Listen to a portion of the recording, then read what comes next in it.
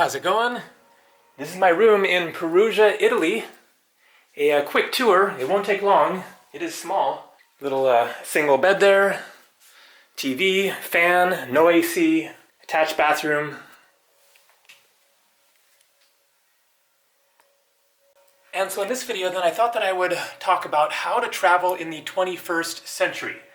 And so I have mentioned in previous videos that I first started traveling in the summer of 1990 when I was just 18 years old and went on a summer backpacking adventure around Europe. And things were quite different back then. That was the one and only trip that I have done internationally before the internet. And so I thought that I would talk about how things have changed since the old days of using just, a guidebook or whatever to get yourself around the world. And so I found this room here through booking.com. That is the main website that I use to book accommodation. And it is just 30 euros or $33.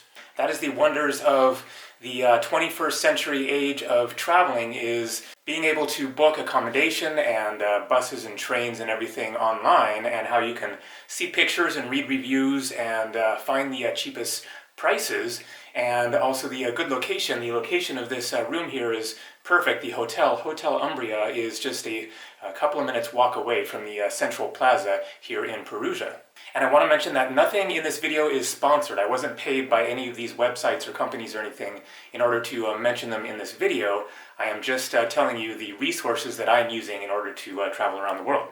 And so the way that I ended up in Perugia here, which I had not heard of until like a week ago, is that I was looking for a flight from Malta, where I was before, a Mediterranean island just south of Italy here, and I found a super cheap flight looking on skyscanner.com, and so that is the main website that I use to look for flights.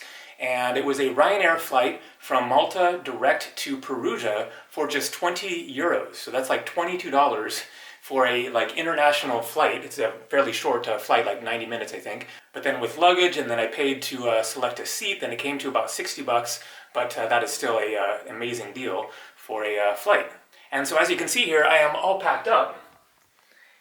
I've been here for the past 3 nights in Perugia, and I am now heading out of Perugia and going to Florence here in Italy, which is not very far north of here. And so I'm going to head down to the train station and catch a train. There's one in like 45 minutes or so, and I found out about the train schedules by using RomeToRio.com. So that is a very useful website for figuring out transportation. It includes trains and buses and basically any kind of possible transportation to get from one point on the world to anywhere else in the world. And so I don't know where I'm going to be staying tonight. I don't have anything booked. I might stay in Florence, but I might keep going. I'm just going to leave things open, and I will figure things out, see how far I get, and what things look like in Florence. It is a super packed touristy city, but for good reason. It's supposed to be really beautiful. I might go to some other towns nearby. The sort of larger context here is that I'm going to visit a friend in France on the French Riviera. So time to get out of here and get down to the train station, which I will find using good old Google Maps. All right, here we go. And so that was the Hotel Umbria. And out in the ancient streets of Italy. Classic old stone buildings. And so on my Google Maps here, you can see your location to Perugia railway station, 22-minute walk. And there is a train, according to RomeToRio.com, leaving at 11:44, and it is 11:05 right now. That is in 40 minutes and a 22-minute walk. Love these old streets. You can easily imagine it was the 18th century or something other than things like that.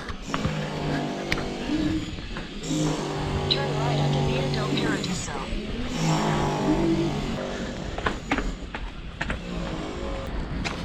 And so I'm now in the more modern part of the city.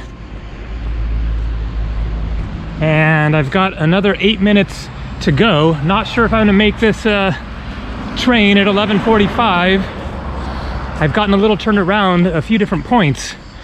That city, especially the old town, is a total maze, and I can't imagine trying to navigate it with a traditional map or whatever. So I only got my smartphone 3 years ago. And so all of my travels before then was kind of more old school.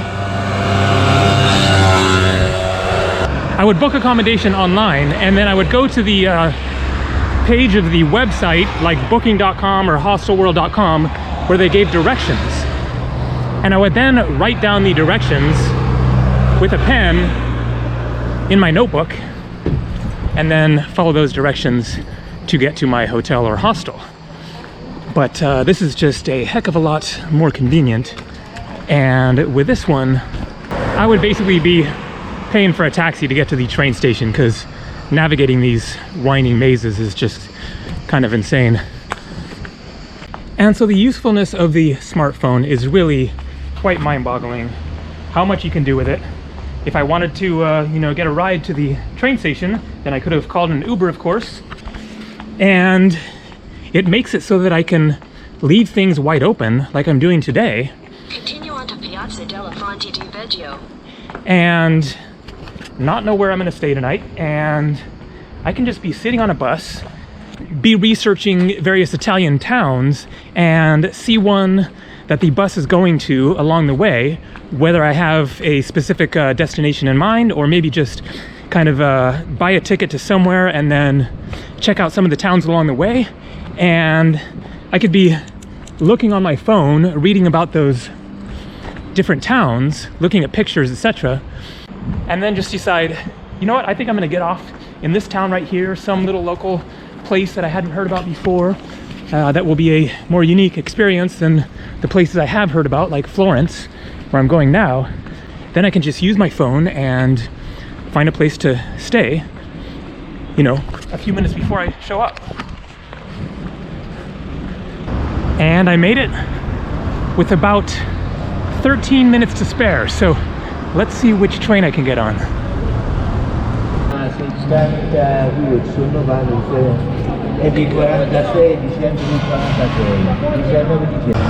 1465 euros, that's about $16 US. And it should be here any minute. And so another useful thing about the smartphone is you can use it to translate languages. And so here in Italy, then definitely not everybody speaks English. I don't speak Italian, I speak just a few words. So you can use Google Translate to type in what you want to communicate and be able to get around a lot easier that way, being able to sort of, talk with the locals if they don't speak English. But the lady at the train office there did speak English. Normally then people at info booths and various booking offices and stuff like that will in fact speak English.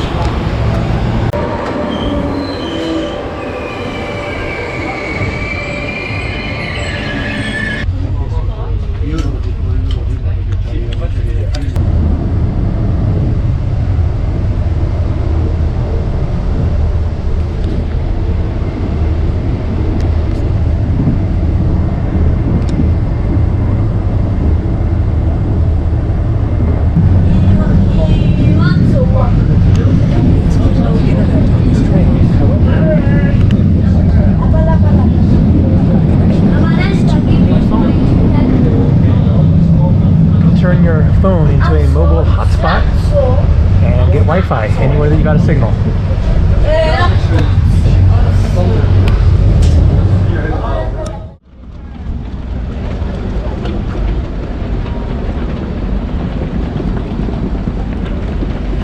And so this is Florence, the central train station, and I just left my big old backpack there, and I found the central Plaza del Signoria, I think it was, here in Florence, and going to walk into the city and explore around. And I don't think that I will stay here for tonight, but I will come back here, catch another train to another Italian city. Try to make some progress today towards France. So, Turn left toward Piazza della Stazione. Turn left.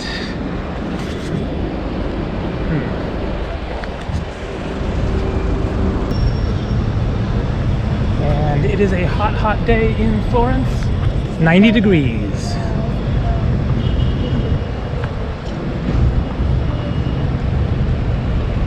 here in early August.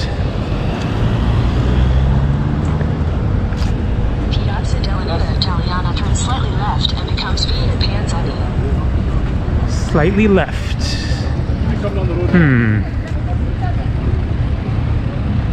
Well, it's all worth walking around and exploring. It'll be nice to get back into some of these smaller little shaded lanes.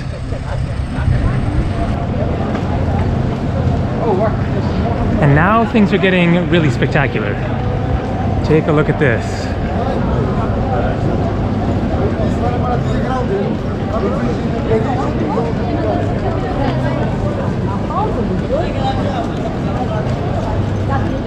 This is not the central square that I was heading for, but an amazing one.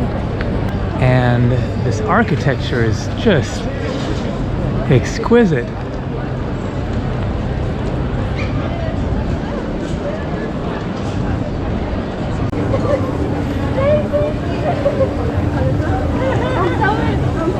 And so I'm going to make a separate video showing more of Florence, just walking through the streets.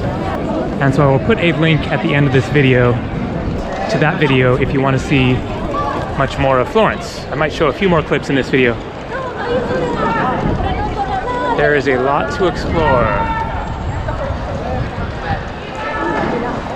Wow, and it is packed.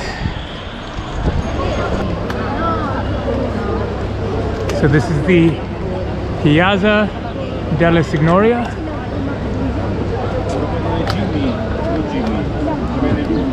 And look at this.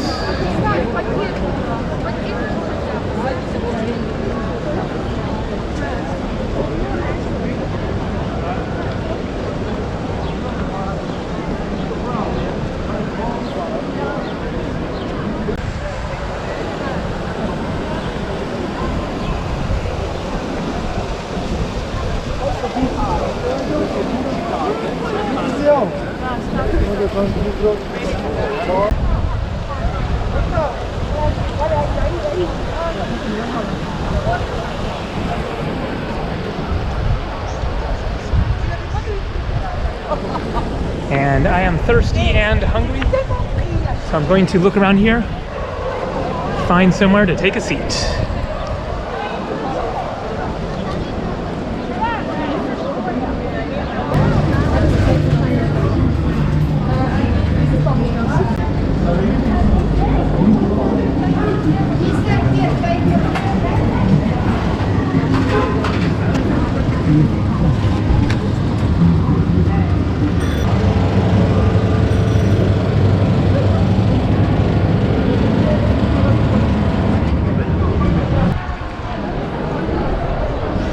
A really interesting street here. Looks like it's a bridge over the Arno River. Sure, there's some history to this place.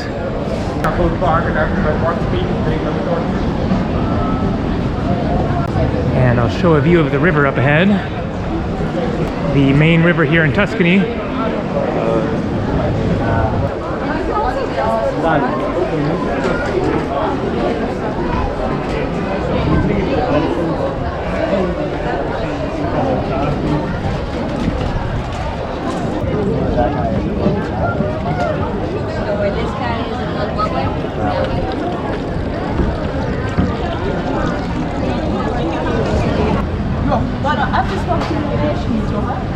Scarano Firenze. So Firenze is Florence in Italian. I think I'll give it a try.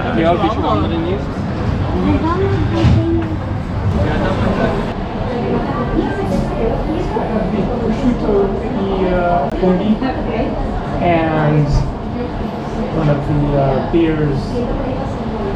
I'll try this one. The small one.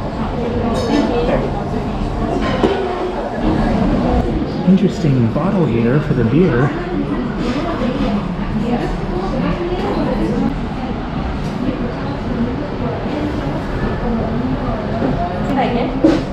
It's nice, yeah. It's a local Tuscany. It's made here in Florence. In Florence, okay. Cool. Yeah, and it's not filtered and not pasteurized. Yeah, it's a little different style. I like it. And a ham and mushroom pizza. Look at that thing. That looks incredibly tasty.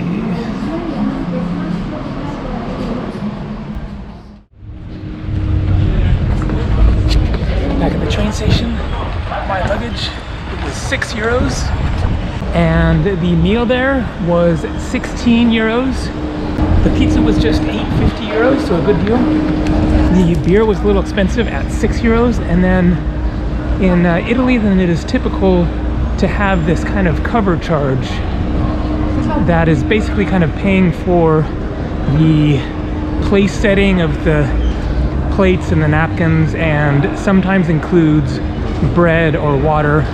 But I guess that must have been €1.50 to get it up to 16 euros, so that's about 18 bucks for lunch.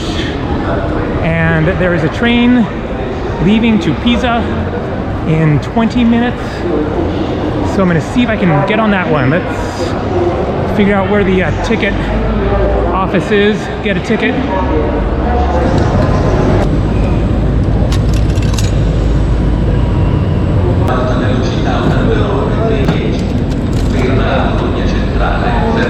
And this is the train right here, I think.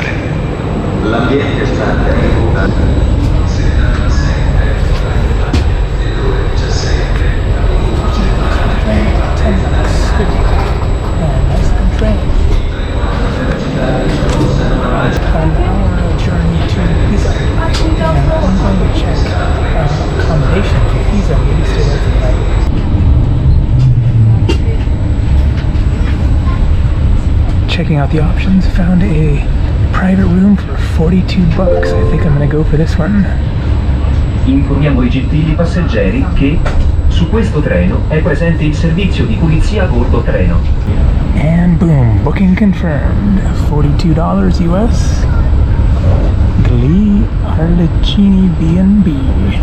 Private room, private bathroom in Pisa, Italy.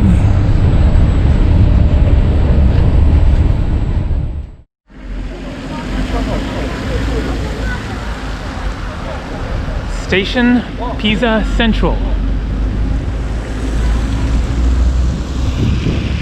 And using the trustworthy Google Maps here, just a 6-minute walk over to my hotel. So that's convenient, especially for tomorrow when I get back to the train station and keep on traveling across Italy.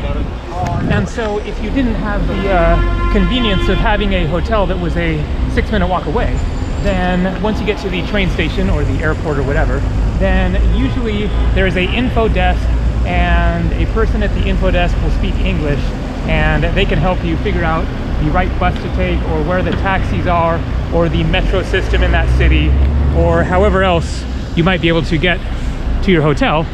Or you could use Uber on your phone if it works wherever you are, or Lyft or Grab or whatever they have in that area.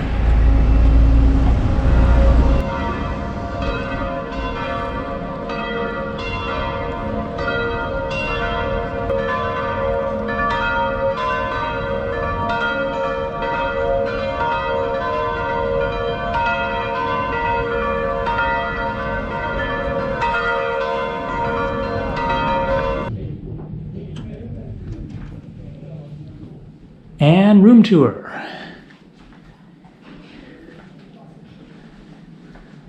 Nice room here, especially for the price. It was like a discounted, it said like $75 normally, something like that. It was probably a last minute, they just wanted to get the room filled up, kind of a deal. So that was sweet. And so I'm going to take a bit of a break here and chillax, cool down a bit. It is so hot out there. It is about 6 in the evening, so it should be getting cooler, and then I will head out and show a bit more of Pisa, see what there is to see around here. I've heard something about a tower.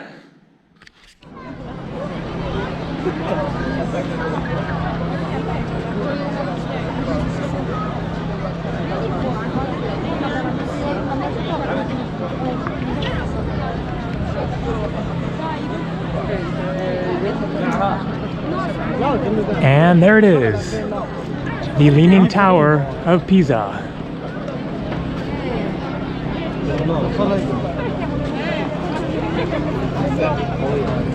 It's getting late. It is about 9 o'clock. And I just recorded another video walking through the streets of Pisa, showing more of the town, and also going up to the top of the tower. And so if you'd like to see that video, look for the end card on the screen here, also to the walking tour of Florence. So thanks for watching, and I hope this video gave you a good idea of how to travel in the 21st century. Take it easy, more coming.